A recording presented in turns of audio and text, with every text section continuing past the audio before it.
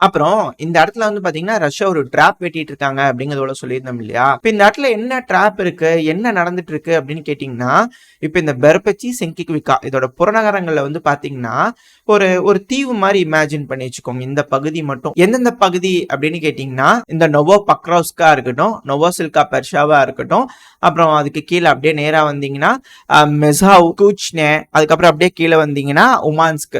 So இந்த பகுதியை பொறுத்த வரைக்கும் அந்த செங்கிக்விகா, பிரெச்சை, அதுக்கு மேல வந்து பாத்தீங்கன்னா நோவோ பக்முட்கா, சொலோவியூ.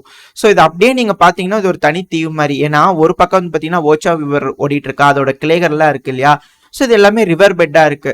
இந்த இடத்துல ஒருத்தவங்க உள்ள வரணும், வெளியே போகணும்னாலே இங்க பல பிரிட்ஜஸ் இருக்கு. அந்த பிரிட்ஜஸை பயன்படுத்தி தான் ஆர்மர்ட் வெஹிக்கிள்ஸ், ஆர்ட்லரி யூனிட்ஸ் இது போல விஷயங்களை கொண்டு வந்து உள்ள டிப்ளாய் பண்ண முடியும்.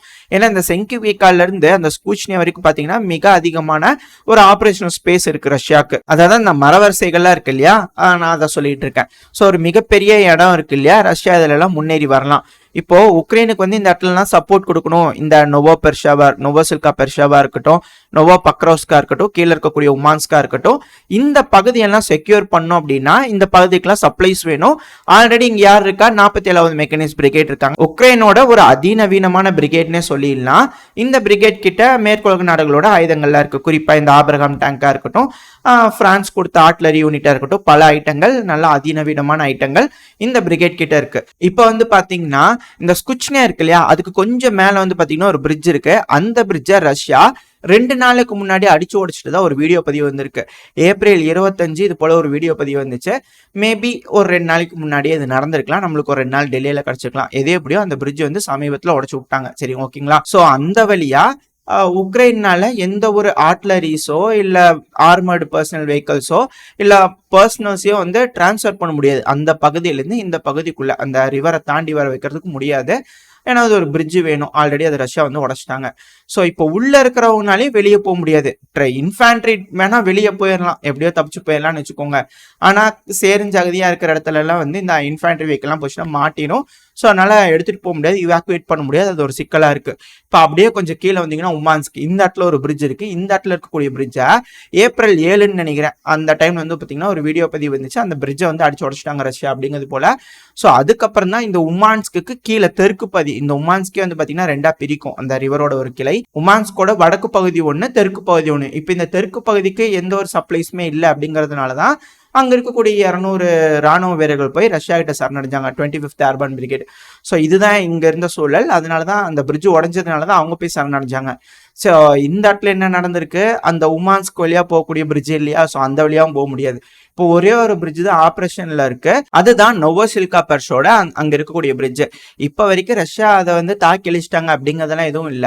முடிஞ்ச வரைக்கும் ரஷ்யா இது வந்து ஒரு மீட் கிரைண்டராவோ இல்ல டிராப்பாவோ மாத்துறதுக்கு அதிகமான வாய்ப்புகள் இருக்கு. ஏன்னா இங்க டெரிட்டோரியல் டிஃபென்ஸ் பிரிகேட் இருக்கிறாங்க. ஒன்னு, இங்க இருக்கக்கூடிய அத்தனை பகுதிகளுமே சண்டையே பிடிக்காம அப்படியே ரஷ்யா கிட்ட கொடுத்துட்டு பின்வாங்கி ஓடுறது.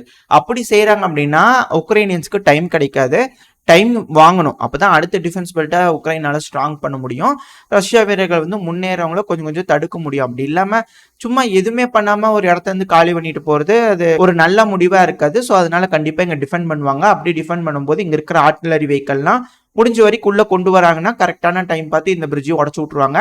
ஏன்னா ஆல்ரெடி 2 பிரிட்ஜ் உடச்சுக்கிறாங்க. இதை உடச்சிட்டாங்க அப்படின்னா வெளியே போகணும் அப்படின்னா சொலோவியூ, நோவோ பக்முட்கா அது ஆல்ரெடி ரஷ்யாவோட கட்டுப்பாட்டுக்குள்ள வந்துருச்சு. ஸோ இதை வச்சு பார்க்கும்போது ஒரு விஷயம் நம்மளுக்கு நல்லா தெரியுது, ரஷ்யா ஆல்ரெடி இது எல்லாத்தையுமே சுத்து போட்ட மாதிரி ஆயிடுச்சு. இப்ப ரஷ்யாக்கு எதிரில் இருக்கிறது என்ன ஒரு தடையா இருக்கு? இப்போ தடை அப்படிங்கிறது எதுவுமே இல்லை.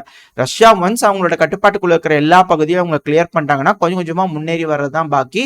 அப்படி முன்னேறி வரும்போது மிக அதிகமான ஆயுதங்கள் இதுக்குள்ள இருக்கலாம். அப்படி இருக்கும் பட்சத்தில் அது எல்லாமே ரஷ்யாவோட கட்டுப்பாட்டுக்குள்ள போயிடும் அப்படிங்கிறத சொல்றாங்க. அது மட்டும் இல்லாம ரஷ்யாவோட கிரேசி பிளான்ஸ்லாம் வந்து யோசிச்சு கூட பார்க்க முடியல. மேலே வந்து பாத்தீங்கன்னா நோவோசில்கா, அலெக்சாண்ட்ரியா வரைக்கும் போறாங்க. ஸோ அந்த இடத்துலயும் ஒரு என்சர்க்கிள் பண்றாங்கன்னா அது வேற மாதிரியான ஒரு சூழலுக்கு வந்து உக்ரைன்ஸை தள்ளி விட்டுரும். அது இப்ப இருக்கிறவங்களையும் வந்து பாத்தீங்கன்னா சுத்தி வளைச்சு போய் பக்கவாட்டு தாக்குதல் பின்புறமா வந்து தாக்குற மாதிரி இருக்கும். அந்த ஒரு காரணத்துல தான் இந்த இடத்துலலாம் வந்து ஈஸியா விட்டுட்டு போறது ஒரு நல்ல ஆப்ஷனா உக்ரைனுக்கு இருக்காது. ஸோ முடிஞ்ச வரைக்கும் அவங்களோட பகுதிகளை டிஃபெண்ட் பண்றது தான் உக்ரைனுக்கு நல்லதா இருக்கு இந்த இடத்த பொறுத்த வரைக்கும். இல்லைன்னா அதிகமான பொருள்களை உக்ரைன் இழக்க நேரிடும்.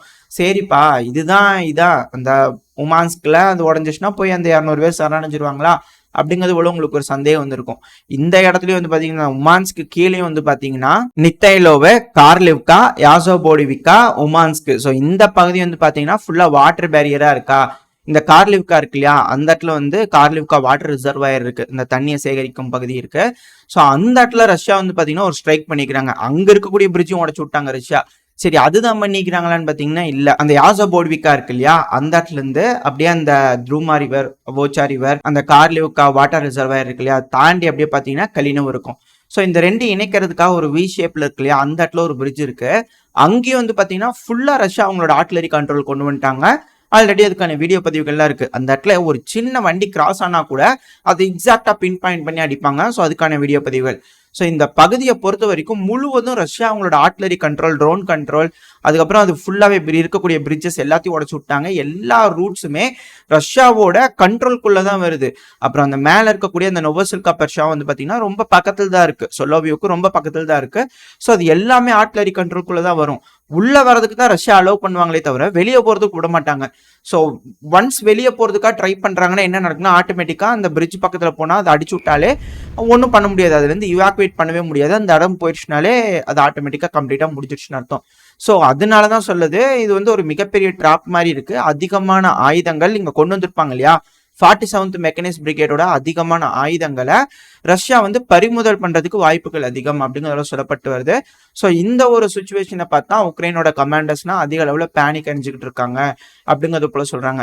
இந்த இடம் ஃபுல்லாவே இந்த நித்தைலோவுக்கும் கீழேயும் அதே போல ஒரு விஷயம் தான். ஏன்னா ஒன்ஸ் இந்த நித்தைலோ பிடிச்சிட்டாங்கன்னு வச்சுக்கோங்க, அத்தை கார்லிவ்கா, இந்த கார்லிவ்கா பிடிச்சிட்டாங்கன்னா அப்படியே கீழே வந்து பாத்தீங்கன்னா நிவசில்கி இருக்கு. ப்ரோ ரஷ்யன் சோர்சஸ் எல்லாம் என்ன சொல்றாங்கன்னா, இந்த நிவசில்கி வந்து ரஷ்யாவோட கட்டுப்பாட்டுக்குள்ள வந்துருச்சுங்கிறாங்க. பட் ஆனால் ப்ரோ உக்ரைனியன் சோர்சஸ் இல்லாங்க, சண்டை நடந்துட்டு தான் இருக்கு அப்படிங்கிறத சொல்றாங்க. பட் இருதரப்புல சொல்லுது, நம்ம உங்ககிட்ட சொல்லியாச்சு. எது எப்படின்னாலும் அந்த இடத்துல வந்து உக்ரைன் பெரும்பாலும் கட்டுப்பாட்டுக்குள்ள வச்சுக்கிறது வேஸ்ட் தான். ஏன்னா அந்த பகுதியிலேருந்து அடுத்த செட்டில்மெண்ட்டுங்கிறது ரொம்ப தொலைவில் இருக்கு. ஸோ அதிகமான சப்போர்ட் கொடுக்க முடியாது. மேலேயும் சரி கீழேயும் சரி ரஷ்யாவோட கட்டுப்பாட்டுக்குள்ள வந்துச்சு. ஸோ அது ஒரு ஆர்ட்லரி பாக்கெட் மாதிரி ஈஸியாக அந்த இடத்துல எந்த ஒரு மூவ்மெண்ட் இருந்தாலும் ரஷ்யானால ஆர்ட்லரிகளை பயன்படுத்தி தாக்க முடியும். இதுல இன்னொரு முக்கியமான விஷயம், ரஷ்யா வந்து இப்ப ஆர்ட்லரி எல்லாம் விட ஹெவி ஆர்ட்லரிஸை பயன்படுத்த ஆரம்பிச்சிட்டாங்க அப்படிங்கிறது போல ஒரு செய்திகள்லாம் வந்துட்டு இருக்கு. அதுவும் குறிப்பா இந்த கர்ஷ்னோரிவ்கா, அதுக்கு தான் சொல்ல வரேன், இந்த நெவசல்கிக்கும் கீழே. இப்ப இதை தான் பிடிக்கிறதுக்காக ரஷ்யா அதிக அளவு ஸ்ட்ராங் பண்ணிட்டு இருக்காங்க. இந்த பகுதிகளில் வந்து அதிகமான முன்னேற்றம் ரஷ்யா அடைஞ்சிட்டு இருக்காங்க. இப்போ வரைக்கும் அது ப்ரோ உக்ரைனியன் சோர்சஸ் வந்து கன்ஃபார்ம் பண்ணல. ஆனா ப்ரோ ரஷ்யன் சோர்சஸ் தரப்புல இருந்து கொடுக்கக்கூடிய வீடியோக்கள், அவங்க சொல்லக்கூடிய விஷயங்கள்லாம் வச்சு பார்க்கும்போது கர்ஷ்னோரிவ்காவோட ஒரு மிக பெரும்பான்மையான பகுதி வந்து இப்ப ரஷ்யாவோட கட்டுப்பாட்டுக்குள்ள வந்துருச்சு அப்படிங்கிறத சொல்லப்பட்டு வருது. இப்ப இந்த இடத்துலயே அப்படிதான், இந்த கர்ஷ்னோரிவ்காக்கு கீழே வந்து பாத்தீங்கன்னா ஹெக்ரோவிவ்கா, இந்த ஹெக்ரோவிவ்காலையும் ரஷ்ய வீரர்கள் சண்டை பிடிச்சிட்டு இருக்கிறதா ப்ரோ உக்ரைனியன் தரப்புல இருந்தே கன்ஃபார்ம் பண்ணிக்கிறாங்க. ஸோ இதையும் என்சர்க்கிள் பண்றதுக்கு ரஷ்யா ட்ரை பண்றாங்க. இதுக்கு மேல அப்படியே வந்து பாத்தீங்கன்னா நெவசில்கிக்கு மேல அந்த உமான்ஸ்க்கு, ஸோ அந்த பகுதி வந்து பாத்தீங்கன்னா என்டையரா ரஷ்ய வீரர்கள் சுத்தி வலிக்கிறதுக்காக பார்த்துக்கிட்டு இருக்காங்க. ஸோ ஒரு மிகப்பெரிய பகுதி அப்படியே என்டையரா ரஷ்யா கிட்ட போயிடும். இதெல்லாம் மீட்டெடுக்க முடியுமா அப்படிங்கிறது மிகப்பெரிய கேள்வியா மாறி நிற்கும் இல்லையா. இது போல தொடர்ந்து உக்ரைன் வந்து தோத்துக்கிட்டே இருக்காங்க அப்படின்னா மேற்குலக நாடுகள்ல இருக்கக்கூடிய மக்கள், மேற்குலக நாடுகளும் வந்து பாத்தீங்கன்னா இதுக்கு மேல இதுல செலவு பண்றது வேஸ்ட்டுப்பா, அதிகமா ரஷ்யன்ஸ் முன்னேறிட்டு இருக்காங்க, அவங்களை தடுக்கவே முடியல, அதுவும் அமெரிக்காவோட $1 பில்லியன் உள்ள வந்துமே எதுவுமே பண்ண முடியல, இதுக்கு மேல வந்து கைவிட்டலாம் அப்படிங்கிறது போல முடிவு நோக்கி தானே போவாங்க. ஸோ அந்த ஒரு சூழலுக்கு தள்ளி விட்டணும் அப்படிங்கிறதுக்கு தான் ரஷ்யா இந்த அளவுக்கு முன்னேற்றம் அடைஞ்சுக்கிட்டு இருக்காங்க.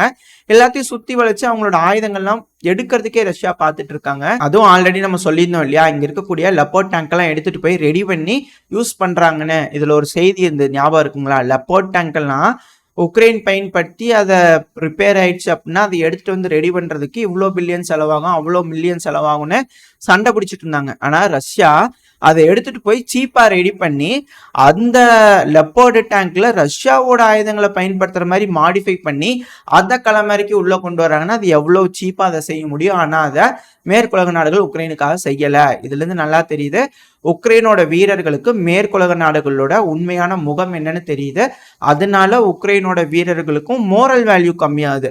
ஸோ இந்த இடத்துல உக்ரைனோட வீரர்கள் சண்டை பிடிக்கிறதுக்கு தயாரா இல்லை. ரெண்டாவது, மேற்குலக நாடுகளுக்கு ஆயுதம் கொடுக்கறதுக்கு தயாரா இல்லை.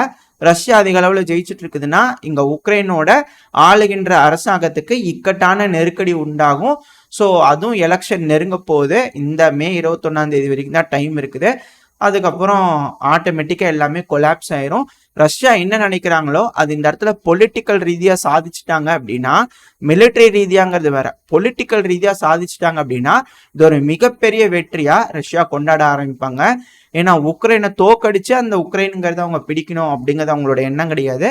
அது நம்ம பார்க்கும்போதே தெரியுது ரஷ்யா நினைச்சாங்கன்னா எந்த அளவுக்கு பண்ண முடியும். இதோட இந்த பதிவை நம்ம முடிச்சுக்குவோம். இந்த பதிவு எப்படி இருந்துச்சு, உங்களுக்கு பிடிச்சிருக்கா? பிடிச்சுனா லைக் பண்ணுங்க, ஃப்ரெண்ட்ஸ் அண்ட் ஃபேமிலியோட ஷேர் பண்ணிக்கோங்க. அது கூடவே மறக்காம இந்த பதிவு எப்படி இருந்துச்சு அப்படின்ற உங்களோட கருத்துக்களை கமெண்ட் செக்ஷன்ல சொல்லுங்க. இந்த பதிவு நல்லா இருந்திருக்கும்னு நம்பிக்கையில அடுத்த பதிவில் உங்களை சந்திக்கிறேன். அது வரைக்கும் ஸ்டே சேஃப். By by.